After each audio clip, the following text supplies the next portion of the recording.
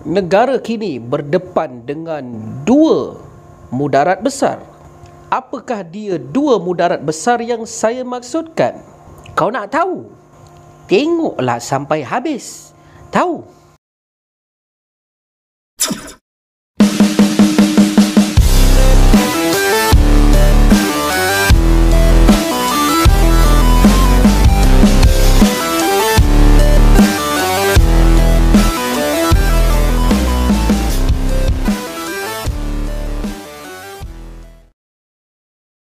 Assalamualaikum warahmatullahi wabarakatuh. Salam sejahtera, dacihau, vanakkam dan salam reformasi. Bertemu lagi kita di channel Syed Badli Shah. Terima kasih kepada anda yang terus setia bersama dengan channel Syed Badli Shah. Sebelum saya mula nak membebelkan, saya nak ucapkan ribuan terima kasih dahulu. Terima kasih kepada 30,000 subscriber dan penyokong channel YouTube Syed Badli Shah. You all are awesome. Tanpa anda, channel ini juga tidak ke mana. Tabik kepada semua subscriber saya. Sempena subscriber channel SBS yang bercecah 30,000 ini kan, ramailah yang minta supaya saya buat giveaway. Bagi apa? Bagi hadiah. Sekarang saya nak bagi awak semua hadiah. Nah, ambil flying kiss percuma buat anda semua.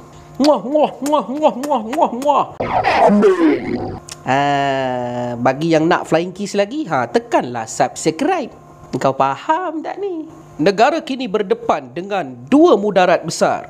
Apakah dua mudarat besar yang saya maksudkan? Dalam video pada kali ini, saya akan ceritakan kepada anda apakah dia dua mudarat besar yang menjejaskan negara sekarang. Mudarat besar yang pertama yang saya maksudkan adalah wabak pandemik COVID-19. Seperti mana yang kita ketahui, sejak pandemik COVID-19 ini melanda dunia, Malaysia juga tidak terlepas daripada mengalami masalah yang teruk. Banyak perkara yang terjejas terhadap negara.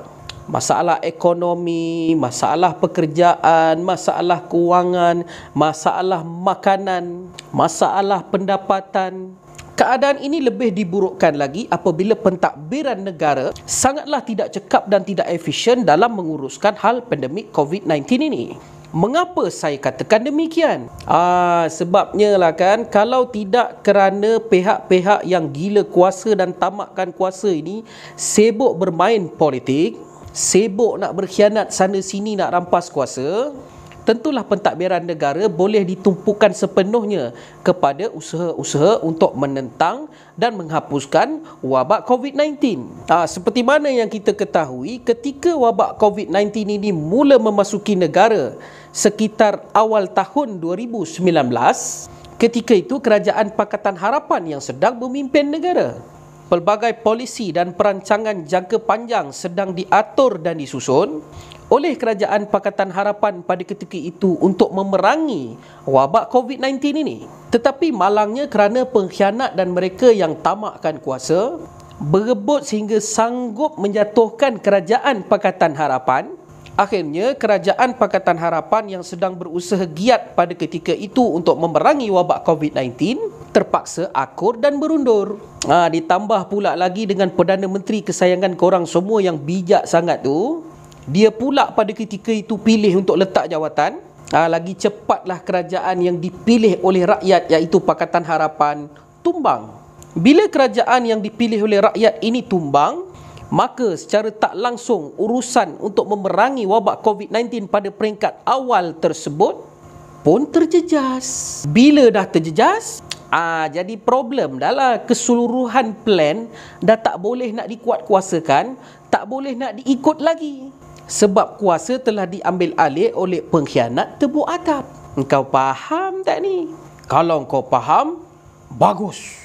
Sejak dari kerajaan pengkhianat tebuk atap ini memimpin negara, wabak COVID-19 semakin meruncing. Kes bertambah hari demi hari, kematian juga bertambah hari demi hari. Akhirnya kerajaan pengkhianat pun terpaksa mengambil langkah PKP dan lockdown untuk menghalang penularan wabak COVID-19. Saya fikirlah kan, kalaulah katakan Kerajaan Pakatan Harapan tidak diganggu pada ketika itu, Tentulah kerajaan boleh memberikan fokus sepenuhnya untuk memerangi dahulu wabak COVID-19. Tapi apa boleh buat kan, masing-masing watak-watak pengkhianat yang ada dalam kerajaan ni semua gila kuasa dan tamakkan kuasa. Dia bukan kira pun lah wabak COVID-19 ke, virus ke, merebak ke, menular ke. Dia bukan kisah. Yang mustahak bagi mereka adalah mereka dapatkan kuasa terlebih dahulu. Bila dah dapat, maka huru-haralah mereka nak kawal penularan wabak COVID-19 ini. Bila dah kerajaan pening nak kawal, siapa yang terjejas? Engkau, abang, kita semualah yang terjejas. Apa? Kau ingat menteri-menteri terjejas ke? Diorang sikit pun tak ada terjejas lah. Gaji diorang semua puluh ribu, belas ribu, tahu. Pegawai seorang-seorang menteri semua grade besar-besar, gaji pun besar-besar, engkau tahu.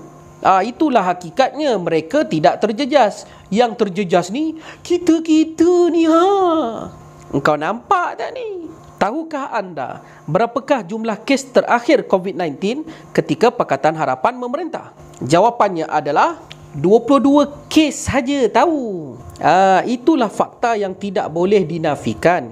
Ketika hari terakhir sebelum Tun Dr. Mahathir meletakkan jawatan Perdana Menteri, kes COVID-19 yang dicatat di dalam negara hanyalah 22 kes. Yalah, saya bersetuju. Ramai yang mengatakan pada ketika itu hanyalah gelombang awal. Tapi cuba kita bayangkan, kalau gelombang awal pun Pakatan Harapan boleh kawal, saya begitu yakin kerajaan Pakatan Harapan boleh mengawalnya sehingga ke saat ini. Tapi apakan daya lah kan, kerajaan Pakatan Harapan telah ditumbangkan oleh mereka yang tamak haloba terhadap kuasa dan kebendaan. Ditambah dengan penularan wabak COVID-19, akhirnya rakyat yang terkesan dan merana. Kita yang terkesan tahu. Engkau faham tak ni? Maka pandemik COVID-19 adalah mudarat pertama yang saya maksudkan ini. Perlulah kita tangani dengan berhemah. Kita perangi habis-habisan untuk mengembalikan kesihatan normal kita. Jangan lupa patuh pada SOP. Jaga jarak anda. Duduk rumah kalau tak perlu keluar. Kita jaga kita. Jangan kau harap kerajaan nak jaga engkau. Akhirnya kita yang merana. Maka untuk memerangi mudarat yang pertama ini, kita perlu perangi juga mudarat besar yang kedua yang bakal saya ceritakan kepada anda. Amenda pula mudarat besar yang kedua. Mudarat besar yang kedua adalah memerangi kerajaan pengkhianat tebuk atap. Kalau kita nak selesaikan mudarat yang pertama tadi, kena selesaikan dulu mudarat yang kedua ini. Kerana kerajaan yang gagal dan kerajaan yang lemahlah yang menyebabkan tiada mekanisme yang sesuai untuk melawan pandemik COVID-19. Kita memerlukan sebuah kerajaan yang prihatin, bukan kerajaan yang mengambil kesempatan terhadap COVID-19 ini untuk mempertahankan kedudukan masing-masing. Maka mudarat kedua yang perlu kita perangi dan kita tangani adalah kerajaan pengkhianat tebuk atap. Engkau faham tak ni? Kalau engkau faham, bagus. Seperti mana yang kita lihat kan, bila sebuah kerajaan tidak efisien dalam memerangi wabak COVID-19, maka keluarlah macam-macam idea pelik, SOP yang cacar marbak, arahan-arahan mengarut yang tak masuk akal, yang akhirnya menyusahkan rakyat. Yang ruginya negara, engkau tahu. Contoh isu yang membebankan rakyat kerana pandemik COVID-19 ini adalah PDPR. Bila arahan tidak konsisten daripada pihak kerajaan, maka yang menanggung kesusahan terhadap persekolahan anak-anak adalah ibu bapa dan masyarakat. Sekejap sekolah tutup, sekejap sekolah buka. Hari ni umum PKP, besok SOP tak keluar lagi. Sekejap boleh datang, sekejap tak boleh datang. Sekejap boleh sekolah, tiba-tiba kena sekolah daripada rumah pula. Nak sekolah daripada rumah, tidak ada perancangan yang teliti daripada kementerian. Kerajaan ini gagal secara total. Sepatutnya kementerian terbabit mengambil langkah persediaan awal untuk menghadapi persediaan PDPR terlebih dahulu. Abang rasa sedih lah kan, berapa banyak mak ayah yang tak dapat nak sediakan perkhidmatan untuk meneruskan PDPR di rumah. Bukan semua mak ayah kaya macam menteri boleh beli tablet, boleh beli komputer. Dah ada tablet, dah ada komputer, nak kena fikirkan data telefon pula. Kalau kerajaan bagi internet percuma, okey lah juga. Yang dia bagi 1 gig. Mana boleh nak cukup? Engkau layan video abang dalam YouTube pun dah habis 1 gig. Betul tak?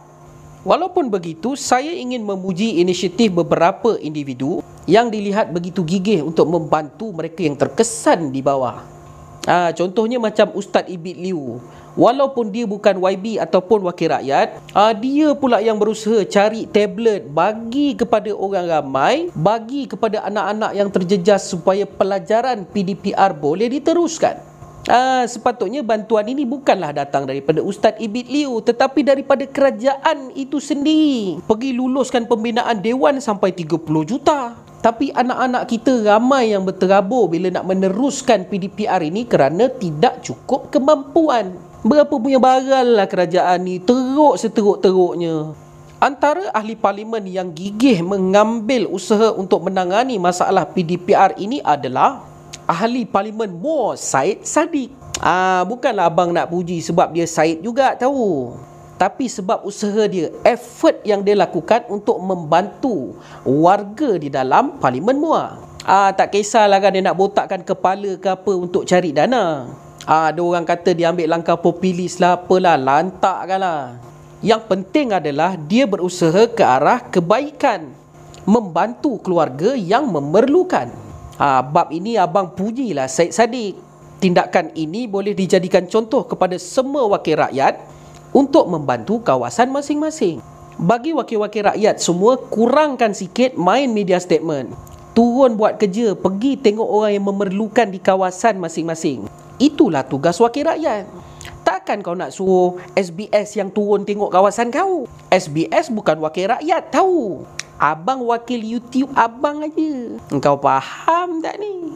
Seperti mana yang saya sebutkan tadi kan, kerajaan pengkhianat tebuk atap ini adalah mudarat besar yang kedua yang mesti kita tangani dengan bijak. Sudahlah dekat federal banyak buat masalah, dekat kerajaan negeri pun bukannya bijak sangat diorang tangani masalah ini. Misalnya dekat Kedah, pakej untuk membantu rakyat menghadapi COVID-19 ini tidak diumumkan. Yang dia pergi sibuk kan adalah dia batalkan cuti Thaipusam. Apa ke gila kau ni? Apa ada kena mengena cuti Thaipusam dengan pandemik COVID-19? Kalaupun tidak dibenarkan berhimpun untuk meraihkan Thaipusam, cuti rasmi Thaipusam itu adalah bagi menghormati mereka untuk merayakan perayaan terbabit. Inilah masalahnya kan, bila kerajaan itu sendiri terlalu banyak bermain politik. Kerajaan Kedah ini ada masalah dengan MIC. Salah satu cara dia nak tampar muka MIC adalah dia mainkan cuti Thaipusam ini. Yang menerima kesan secara langsung ini adalah rakyat. Angkatan Muda Keadilan Kedah hari ini tampil menyanggah perbuatan Menteri Besar Kedah yang pada saya agak tolol ini. Ketua Angkatan Muda Keadilan Kedah, Saudara Firdaus, mempersoalkan kewajaran langkah ini diambil. Macam bang sebut tadi kan, pakej bantuan untuk rakyat tidak diumumkan pun. Yang dia pergi sibuk hal cuti Thaipusam. Apa ke benda kau ni? Inilah contoh mudarat-mudarat besar. Menjadi tanggungjawab kita untuk menghentikan mudarat besar yang kedua ini. Kita memerlukan sebuah kerajaan yang efisien untuk menangani mudarat yang pertama tadi. Jadi, apa yang kita perlu buat sementara waktu ini? Apa boleh buat pun, tak boleh buat apa-apa. Selagi mana kerajaan pengkhianat tebuk atap ini memegang kuasa kan, memang agak sukarlah rakyat nak buat apa-apa. Rakyat terpaksa akurlah dengan tekanan dan permasalahan ini selagi pengkhianat-pengkhianat ini memegang kuasa. Kita boleh tumbangkan mereka pada pilihan raya nanti. Habis sementara waktu ni, itulah abang bagi tahu kau ini dua mudarat besar. Bila dah katanya mudarat besar kan, terpaksalah kita hadap dua mudarat besar ini. Perbanyakkan doa dan tawakal untuk kita menghadapi sama-sama dua mudarat besar ini. Engkau faham tak ni? Kalau engkau faham, bagus. Itulah saja apa yang saya nak sampaikan pada video kali ini. Sehingga kita bertemu lagi pada video-video saya yang akan datang. Seperti mana biasa, sesungguhnya yang baik itu datang daripada Allah Subhanahu Wa Taala dan yang buruk itu datang daripada Azmin Ali dan kerajaan tebuk atap. Saya sudahi dengan aqulu qauli hadza wa astaghfirullah li wa lakum. Wassalamualaikum warahmatullahi wabarakatuh.